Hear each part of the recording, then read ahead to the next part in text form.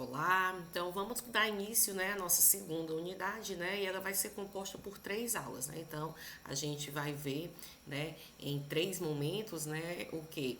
A natureza e propagação da luz, depois a gente vai ver os processos de interferência e os de difração, né, então, e posterior, na terceira unidade, a gente vai ver coisas ligadas à parte de átomos, né, então bora lá. A primeira coisa que a gente tem que conseguir fazer é diferenciar corpos luminosos de corpos iluminados. Então, um corpo luminoso é aquele que emite a luz que produz, certo? Então, ele produz uma luz e ele consegue fazer, né, a emissão daquela luz que ele produziu. O corpo iluminado, ele faz o quê? Ele reenvia, ele reflete, né, para o espaço a luz que recebe de outros corpos. Essa figura que a gente colocou aqui ilustra bem isso, né? Ó, eu tenho aqui uma lâmpada, né? Que eu estou dizendo que é um corpo luminoso. Por quê? Porque ela está emitindo uma luz. O que é que acontece? Na hora que essa luz, né, chega ao corpo iluminado, aí o que é que acontece? Ela reflete, né? E então ela pode ser visualizada pelo observador. Então, o que é que o observador consegue ver? A luz emitida por um corpo luminoso ou a luz refletida por um corpo iluminado, né? Então, o meu observador, ele é o receptor dessa luz que é produzida ou refletida, né? Então, bora lá, né? Então, o que é que a gente está vendo, né? Então, a gente consegue, voltando aqui para essa figura, né, ó, que essa luz, ela sai de um ponto, né, ó, percebam ali, a lâmpada está a uma certa distância do meu observador, né? Então, eu tenho uma propagação dessa luz, né? Então, a gente pode ver como é que essa propagação, ela se dá no nosso sistema, né? Então, vamos pensar em meios de propagação, né? Como é que essa luz se propaga. Então, os meios de propagação a gente vai dividir em 3, certo? Vão ser os meios transparentes, os meios translúcidos e os meios opacos. Os meios transparentes são aqueles, né, que eu posso colocar um objeto do outro lado desse meio, certo? E a gente conseguir ver esse objeto com nitidez. Por exemplo, se eu tiver um vidro, né? Aí eu consigo, e eu tiver uma pessoa atrás de uma janela. Não tenho nenhuma película, não tenho nada, tá só o vidro normal. Então, se tiver luminosidade suficiente, eu vou conseguir ver o quê? Que tem uma pessoa atrás daquele vidro, né? Então, a gente consegue visualizar com nitidez o que está acontecendo, né? Então, a nossa primeira figura aqui, ó, a gente tem um meio que é transparente, né? A gente está conseguindo ver esse globo que está aparecendo aí. No meu meio translúcido, o que é que acontece? A visualização ela é parcial, certo? Eu consigo ver que tem alguma coisa do outro lado, certo? Desse meu meio, mas eu não consigo nitidez naquela imagem, né? Então, aqui, ó, o que é que acontece, né? Então, a gente tem aqui nessa segunda figura, né, ó, que a gente tem um quê? Um meio onde eu tô vendo o quê? O meu globo, eu sei que tem um globo do outro lado, mas o que é que acontece? Eu não consigo ver aquela imagem com nitidez. E os meios opacos, eles não permitem a visualização através deles. Por exemplo, aqui a gente colocou um quadro, né? E o globo, ele está atrás desse quadro. Então, a gente não consegue ver o que está atrás do quadro. Um outro exemplo de um meio opaco, uma parede.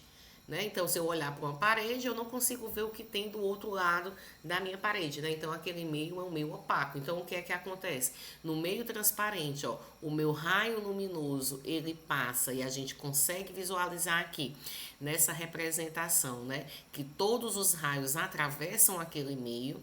No meio translúcido, o que é que acontece? Ele meio que faz uma confusão com os meus raios, né? Ele modifica e a gente consegue ver o quê? Uma imagem não nítida. E no meio opaco, ele não permite que esse meu raio de luz atravesse, né? O meio que a gente tá identificando. Beleza. A luz, a gente consegue fazer também, né, descrever ela através das suas propriedades. E as propriedades fundamentais dela também são 3, certo? A da sua propagação retilínea, a da independência dos raios de luz e a de reversibilidade dos raios luminosos. Ora, vamos aqui para a primeira, né? Então, essa primeira figura que tem a vela aí, né? E tem 3 obstáculos, né? E eu tenho o quê? Um furinho, esse furinho tá um atrás do outro e um olho lá do outro lado que vai ser o meu observador. Então, o que é que eu estou querendo dizer assim? Se a minha luz se propaga em linha reta, então um raio luminoso que eu ficar vendo ali, né, da minha vela, ele vou conseguir ver o quê? Pelos três orifícios, né? Então, a minha luz, ela sempre se propaga em linha reta. Mas aí o que é que acontece? Quando a gente está aqui, por exemplo, num ambiente que tem uma luz artificial, a gente tem diversos raios luminosos, né? Então, aqueles raios vão estar um perto do outro, né? Então, a gente consegue ver uma faixa, né? A gente não vê cada faixa de luz, né? De modo independente, né? Mas eles se propagam de modo retilíneo.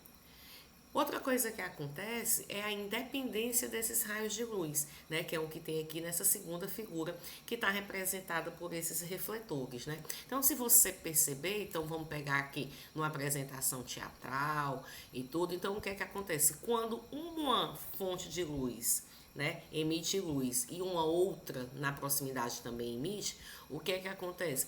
Enquanto elas estão se cruzando, certo? Essa luz que foi emitida, eu até posso, né, conseguir observar o quê? Cores diferentes, né? Uma interferência que é o que a gente vai ver na nossa próxima aula. Mas depois que passou dessa região de contato entre elas, elas continuam como se nada tivesse acontecido. Certo? Então, o fato de uma luz, né, passar na região que tem outra não faz com que ela modifique, né, a sua propagação. A sua propagação ela continua independente, né, de ter outros raios luminosos na minha região. A terceira propriedade é a de reversibilidade dos raios luminosos. Né? Então, quer dizer o quê? Tem essa terceira figurinha aí, ó, que tem os homens, né, e tem o quê? Ele sai um raio luminoso, né? Como se fosse assim, ó. Ele bate aqui nesse anteparo, é refletido. A gente vai já ver como é que se procede a reflexão da luz, né? Então, o que é que acontece? Um exemplo que a gente pode observar é que o quê? Por exemplo, se eu estiver vendo uma pessoa, certo? Então, aquela pessoa também consegue me ver. Por quê? Porque o raio luminoso que está saindo, tipo, né, dela para chegar a mim, para eu conseguir enxergar, ele pode também ter o quê? Né? A pessoa lá está recebendo, né, essa informação, né? Então, a reversibilidade dos raios de luz fica trazendo essas informações. Então, a gente vai fazer ainda, né, um momento onde a gente vai ficar discutindo aquelas questões teóricas, né, como a gente fez anteriormente, né? A gente não vai se voltar tanto para a parte de matemática, né? Então a gente vai discutir bastante essas três propriedades quando a gente estiver analisando caso a caso. Então bora aqui, né? A nossa natureza da luz, né? Então vamos aqui voltar, né? Então a ótica, ela é esse ramo da física, né, que trata do comportamento da luz, certo? E o que é que acontece? Várias coisas da modernidade, né, elas são compostas, né, por situações que envolvem a luz. Né? Então, por exemplo, laser, fibra ótica, né? Hologramas, obtenções de imagem. Então, a gente tem que ver o quê? Como é que a minha luz se comporta e como é que eu vou poder trazer resultado desses meus experimentos. Isaac Newton, não é? Ele, né, em uma das suas formulações, ele disse que o quê? Que a luz era constituída por um feixe de minúsculas partículas emitidas por fontes de luz. Então ele imaginava o quê? Ele imaginava, né, que o que acontecia era o quê? Que a gente tinha diversas partículas e eu podia descrever a luz do mesmo jeito que eu descrevia as partículas no movimento lá, na mecânica. Né? Então eu ia colocar o quê? Uma equação para posição, uma equação para velocidade, uma equação para aceleração e eu ia ver o comportamento dessas partículas. Só que o que é que acontece? Com o tempo, começaram a ter evidências, né, que a luz, além de alguns experimentos, eu consegui justificar, né, com essa propriedade de partícula, né, que a gente também chama de propriedade corpuscular, tinham outros experimentos que a gente não conseguia explicar, né, que a gente só conseguia explicar se a gente tomasse a luz como uma onda. Né? Então, as propriedades ondulatórias da luz começaram a ser observadas. Então, começou a pensar, ora, a luz é onda ou partícula? Né? Então, isso vai depender do tipo de experimento que você estiver fazendo. Né? Então, vão ter experimentos que a descrição corpuscular da luz vai conseguir, né, explicar aquele experimento. Vão ter outros experimentos que só as definições das propriedades ondulatórias da luz serão, né, possíveis de abraçar, né, aquela física que está ocorrendo ali. Então, o que foi que ocorreu, né? Depois disso, Maxwell previu a existência, né, das ondas eletromagnéticas, né, e calculou a velocidade de propagação dessas ondas, né? Então, o que é que acontece? Foi se estudando a luz a ver, né, os experimentos que estavam tendo que ser analisados. Né? Então, em 87, né, Hertz mostrou que a luz era uma onda eletromagnética. Mas, não esquecendo, alguns experimentos a gente vai, né, poder descrever em termos de onda e outros em termos de partícula. Beleza. Vamos aqui para essa discussão de onda ou partícula. Né? Então, essa natureza ondulatória da luz, ela não é suficiente, como a gente disse, né? Alguns experimentos vão ser descritos por uma teoria ou por outra. Ela não é suficiente para explicar todos os fenômenos que envolvem a luz. A emissão, a absorção da luz, né, a gente consegue explicar usando a sua natureza corpuscular. Já a energia, né, que está envolvida ali na propagação da minha luz, certo? Ela é transportada por uma onda eletromagnética. E essa onda eletromagnética, ela é quantizada, né? Então, eu tenho o quê? Quantizada, né? A quantidade mínima é um fóton, né? Então, eu vou ter uma quantidade de fótons que vai estar lá no meu sistema, né? Então, os aspectos ondulatórios e corpusculares da luz, certo? Foram conciliados, então foi criada uma teoria em 1930, né? E com o desenvolvimento da eletrodinâmica quântica, certo? Então, a gente pode, né, encarar a luz tanto como onda, como uma partícula, certo? E a gente chama esse processo de dualidade da luz, certo? Ela ser encarada tanto como onda como partícula. Então, a propagação da luz pode ser melhor descrita usando-se um modelo ondulatório e a emissão e a absorção só pode ser descrita se a gente considerar essa natureza corpuscular, né? Então, é uma realidade, né? A gente precisar usar esse conceito da dualidade para poder fazer a descrição de como é a existência da luz no universo. Beleza. Um modo da gente representar essa luz é através de quê? Né? Se ela é uma onda, né? Então vamos pensar aqui como é que a gente descreve onda para poder, né, dizer que a luz trabalha da mesma maneira. Então vamos definir o que é raio e o que é frente de onda. Então a gente tem aqui, ó, frente de onda é um lugar geométrico, certo? Onde todos os pontos adjacentes possuem a mesma fase de vibração de uma grandeza física associada com essa onda.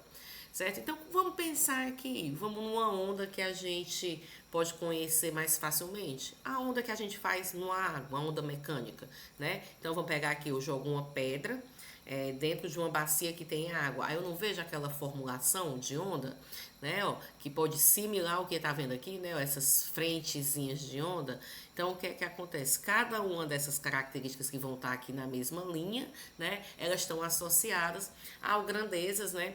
Que descrevem essa onda, né? Então, a gente vai ter aqui, né? Quando eu solto uma pedra, aí ela vai fazendo o quê? Vai fazendo diversas frentes de onda, né? E a gente vê o quê? Como se fosse uma expansão. Então, quando as ondas eletromagnéticas se espalham, né? A partir de uma fonte pontual, qualquer superfície concentra com a fonte é chamada de frente de onda. Já o meu raio, né? Ele vai trazer o quê? Ele vai trazer a informação sobre, né, para poder a gente conseguir trabalhar, né, as características corpusculares da minha onda. Então, eu tenho aqui, ó, nessa figura, as minhas frentes de onda, né? Aí vou ter minha fonte aqui, então os meus raios, eles vão o quê? Eles vão sair da minha fonte e vão atravessar as minhas frentes de onda, né? Tanto que a gente bota aqui, né? Quando as frentes de onda, elas são esféricas, os raios, eles vão a partir do centro da esfera, né? Aí a gente vai chamar esses raios de onda saindo dela. A direção de propagação da onda é representada por esse raio de luz, certo? Então, aqui, ó, observe na figura, a minha onda tá o quê, ó? Minha direção de propagação, ela tá indo da fonte, né? E se afastando dela, né? Então, é a direção e o sentido do meu raio de luz. A descrição corpuscular, né? A gente vai trazer o quê? Vai utilizar esses raios, né, como a trajetória das partículas. Então, se eu considerar que a minha luz ela é formada de um conjunto de partículas, né, então essas partículas elas vão descrever o movimento, né, que será apresentado por esses raios de luz, né? E a descrição ondulatória, né? Os raios, eles são somente o quê? A direção de propagação da onda, né? Então, trajetória para partículas, né? Quando eu estiver usando características corpusculares, e na ondulatória diz qual é a direção da propagação da minha onda. Então, o ramo da ótica, que a abordagem é feita por meio de raios, é chamado ótica geométrica. Certo? Então, quando a gente estiver utilizando as características corpusculares da luz, que a gente já viu, né, que é emissão e absorção, a gente vai estar usando a ótica geométrica. Já o ramo que trata das propriedades ondulatórias, né, vai ser o que? A minha ótica ondulatória. Aí, então, vamos pegar algumas leis que a gente vai poder utilizar, né, nesse primeiro momento, né? Então, primeiro, reflexão e refração, certo? Então, o que é refletir? Né? Quando eu penso que uma coisa reflete, ela está fazendo o quê? Ela está batendo no anteparo e sendo o quê? E voltando dele, certo? Então, eu não estou considerando que ela está passando, né? Então, ela está batendo no anteparo e voltando. Então, eu tenho dois tipos específicos de reflexão.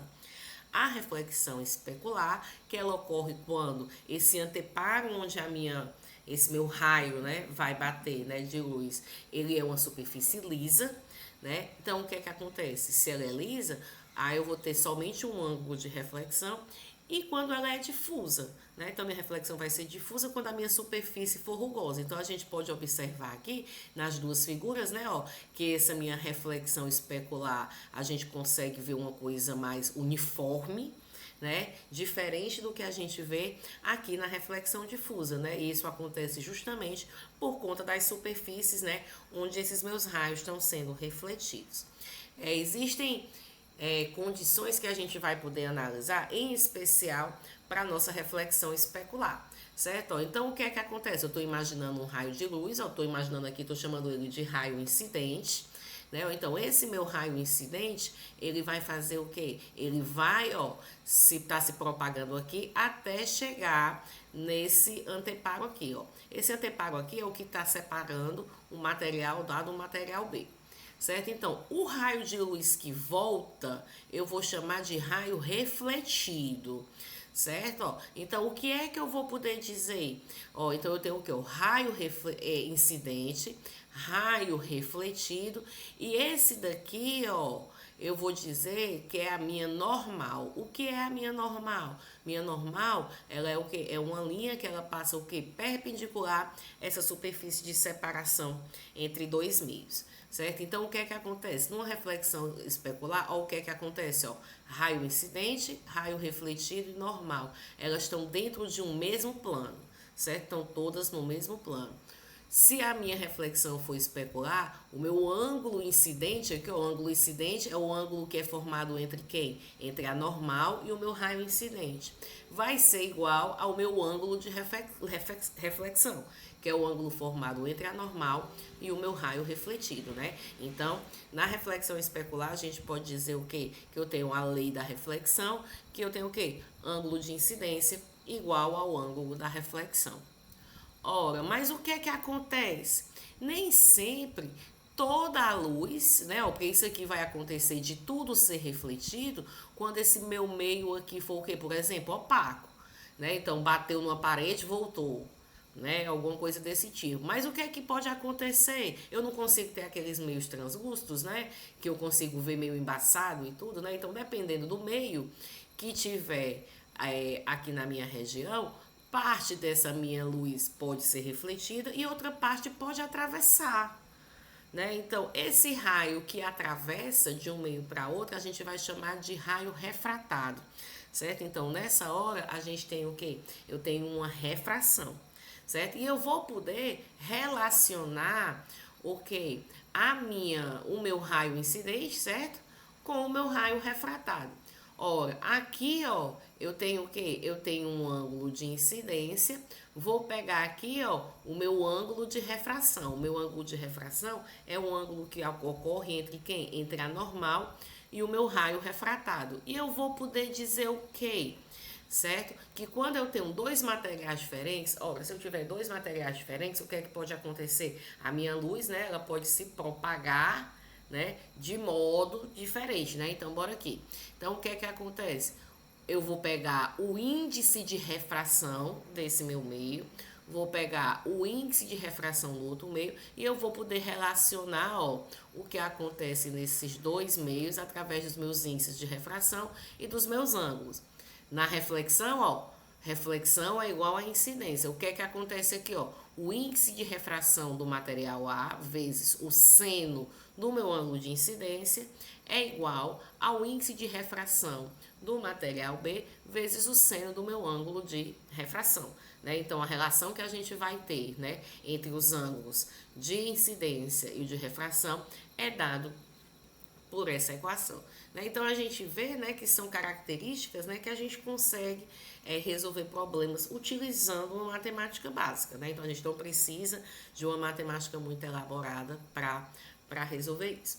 Então, ó, era isso que a gente queria conversar um pouco com vocês hoje, né? Que era o quê? Como é que a gente pode pegar a luz, como é essa natureza da luz, o que é que a gente pode identificar, né? Então, quais são os tipos de experimento que a gente vai poder ver. Então, aqui, quando a gente está vendo refração e reflexão, a gente estava fazendo o quê? Um estudo com raios luminosos, né? Raio incidente, raio refletido, raio refratado. Então, a gente está utilizando a natureza corpuscular da luz. Né? A gente vai ver ainda na próxima aula o que é que vai acontecer, o quê? Quando um raio de luz passa pelo outro, né? Que é a interferência. E posteriormente ver como é que vai acontecer a difração, certinho? Então, qualquer dificuldade, perguntem lá no fórum. Essa nota ela já tá lá, vai ficar disponível, né? Já tá disponível lá para vocês os slides lá no material. E em breve a gente também, né, já solicitou ao NEAD que coloque a videoaula que foi gravada nessa intenção. Tá bom? Um abraço e até a próxima aula.